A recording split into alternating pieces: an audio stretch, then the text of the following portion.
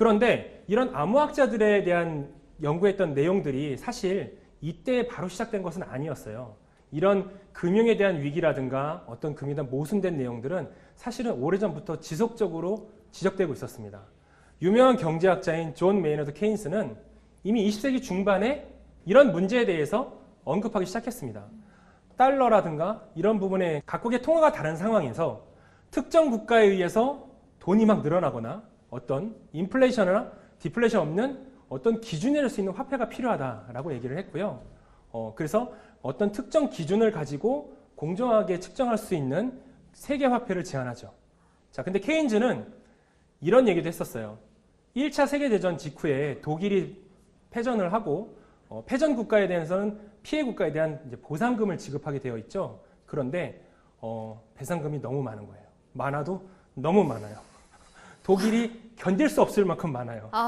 네. 그렇게 많았습니다. 근데 그 많은 돈을 독일이 줄 수가 없어요. 네. 그러다 보니까 독일도 화폐를 또 찍어내게 됩니다.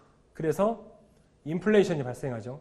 앞에서 말씀드렸다시피 돈이 많아지면 가치가 떨어지죠. 그래서 인플레이션이 발생하는데 이 인플레이션한 피해는 모두 독일 국민이 다 지게 됩니다.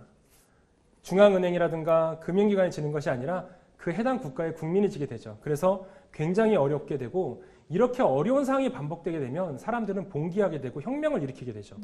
그래서 굉장히 사회적으로 시끄러웠는데 이런 부분에 있어서 화폐 발행이 증가됐고 인플레이션이 발생해서 너무나도 힘들었어요. 그때 여러분의 힘든 삶을 구제해 주겠습니다라고 등장한 사람 있죠. 히틀러입니다. 정말 내가 힘들 때 누군가 리더십을 가지고 정말 마음을 움직이게 하는 멘트와 우리는 할 수 있다라는 구호를 가지고 온 국민을 단합시켜서 정말 큰 일을 저지르게 맙니다. 제2차 세계대전을 저지르게 만들죠. 이때 얼마나 인플레이션이 심했는지 한번 볼게요. 하이퍼 인플레이션의 예인데요.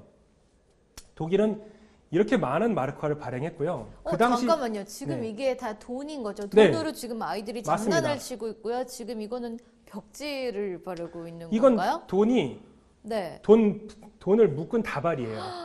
마치 블럭 같죠? 그러게요. 돈 묶은 다발을 블럭 쌓듯이 하고 있어요. 돈이 의미가 없는 상황입니다. 그리고 풀을 발라서 벽지처럼 붙이고 있었어요. 굉장히 돈의 가치가 종이장 같이 떨어진 상황입니다. 맞아요. 종이로 우리가 딱지 접어서 놀잖아요. 그렇게 아이들이 지금 돈 가지고 놀고 있거든요. 너무 충격적이에요. 심지어는 이런 돈이 아니라 동전 하나도 1조 마르크가 동전이 돼버렸어요. 뭐 100원, 500원 정도가 될 동전이 화폐 가치가 너무 올라가다 보니까 1조 마르크를 동전으로 만들어버렸습니다. 그 위엔 더 심각하죠. 위에는 지폐예요. 종이 화폐인데 기하급수적으로 화폐의 가치가 떨어지고 단위가 올라가다 보니까 돈이 의미가 없어진 거죠. 돈이 의미가 없어졌으니까 새로운 돈을 발행을 해야 됩니다. 그렇잖아요. 돈을 바꿔야 되는데 근데 나라에 돈이 없어서요. 돈을 찍어낼 돈이 없습니다. 그래서 기존에 있는 돈에다가 도장을 찍어서 이것이 앞으로 이 금액이다라고 인정하는 분위기까지 간 거죠. 아이고. 막장입니다. 이제. 근데 독일은 시작에 불과했어요. 혹시 이런 말 들어보시면 모르겠습니다. 이 구역의 최고는 나야. 뭐 이런 얘기가 있죠. 바로 헝가리입니다. 헝가리가 1946년에는요. 저는 우리가 1, 10, 100, 1000만, 10만, 100만, 1000만, 억, 10억, 100억, 1000억, 조, 10조, 100조, 1000조, 경. 맞죠? 경까지 날고 그 다음에 해인가요? 뭐 그런 것 같아요. 근데 그 이상은 사실 배웠지만 잊어버리고 쓸 리도 없잖아요. 근데 그게 양이라는 수치가 있대요. 이건 뭐 셀 수가 없어요. 하나, 둘, 셋, 넷, 다, 이 정도의 화폐가 만들어지게 됩니다. 셀 수 없습니다. 돈을 그냥 이제 쓸어버리는 상황이 됐고요. 아이고. 아까 말씀드렸던 그 해에 해당하는 지폐가 나오게 됩니다. 1해, 10해. 조경 다음에 해. 그런 지폐가 나온 거죠. 이 정도의 인플레이션이 돼버리면 굉장히 이제 국민들이 힘들어지고 어려움을 겪게 되는 거죠. 그래서 이런 어려움들이 계속 있다 보니까 여러 경제학자들이 메시지를 전달합니다. 근데 이 메시지들이 굉장히 재밌어요.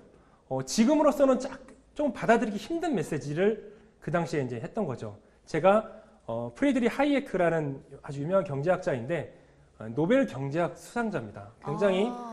굉장히 공인할 수 있을 만한 금융에 대한 지식과 권위와 공부를 많이 하신 분이죠. 이분이 어떤 얘기를 했냐면요.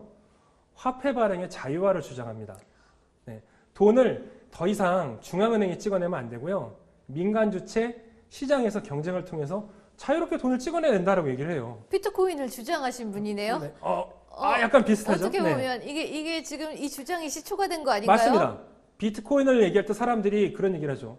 어떻게 돈을 개인이 찍어? 돈을 개인이 만드는 게 말이 돼? 라고 얘기를 하죠. 네. 이미 우리는 오랜 시간 동안 그렇게 교육받고 그런 문화에서 살았기 때문에 참 어긋날 잘 적응이 안 되는 얘기지만 사실은 오래전에 노벨 경제학 수상자가 이런 내용을 그러니까요. 주장을 했습니다. 너무 네. 놀랐어요. 왜냐하면 옛날부터 이런 화폐의 문제점이 지적이 되고 있었는데 우리는 어릴 때부터 당연시되는 교육을 인해서 이래야 한다, 이게 옳다, 이게 계속 주입되어 왔던 거잖아요. 네네네. 너무 맞습니다. 신선해요. 깜짝 놀랐어요. 그래서 중앙은행에서 발행한 거는 인플레이션 문제를 해결할 수 없기 때문에 개인이 민간 주체가 발행해야 된다라고 주장을 했었고요. 앞에 보시다시피 최근에 블록체인, 비트코인이라든가 여러 암호화폐를 통해서 현실화되고 있는 부분이 있습니다. 네. 두 번째요. 마찬가지로 노벨 경제학 수상자입니다. 밀런 네. 프리드먼이라는 사람이 얘기했는데 이분은 격심한 인플레이션이나 대공황 같은 경제 교란은 돈을 너무 많이 찍어내거나 돈을 줄이는 부분에서 발생한다. 그래서 돈은 경제 성장률을 약간 넘는 수준으로 발행해야 된다고 얘기를 하죠. 그래서 그 정도 수준으로 돈을 너무 많이 찍어내면 안 된다고 얘기를 합니다. 그런 얘기를 하고 있고요. 이번에 쓰신 화폐 경제학의 서문에서 이런 얘기를 하고 있죠. 미래의 화폐는 어떤 형태를 갖게 될 것인가? 어떤 컴퓨터에 바이트라는 단위를 쓸 수 있지 않을까라는 얘기를 합니다. 굉장히 예전에 지금 시기에는 당연히 뭐 그럴싸한 얘기지만 그 당시 때는 굉장히 앞서 나간 생각이라고 볼 수 있겠죠. 네. 이런 얘기를 하고 있었어요. 그래서 밀런 프리드먼이라는 경제학자가 지금 세상을 보게 되면 어떤 생각을 하실지도 좀 궁금합니다. 근데 제가 슬라이드에 노벨 경제학상을 2번 표기했었죠. 혹시 그 이유를 알고 계신가요? 잘 모르겠어요. 현실 세계, 지금 시대의 노벨 경제학 수상자들은 대부분 비트코인을 부정하는 얘기를 하고 있습니다. 과거의 노벨 경제학 수상자들은 오히려 이런 가능성을 얘기했는데 계속 공부를 해온 분들이라고 한다면 비슷하게 얘기할 수 있을 텐데 사실은 그런 얘기를 들어본 적이 없어요. 네. 있을지 모르겠으나 그러게요. 저는 대부분 그런 권위 있는 경제학자라든가 노벨 경제학 수상자들이 뭐 이렇게 찬양하는 분위기라든가 어떤 뭐 이렇게 긍정적인 메시지를 주는 거는 거의 못 봤고요. 물론 최근에 약간의 입장 변화를 가진 분들은 있습니다만은 기존까지는 되게 강한 부정을 했었죠.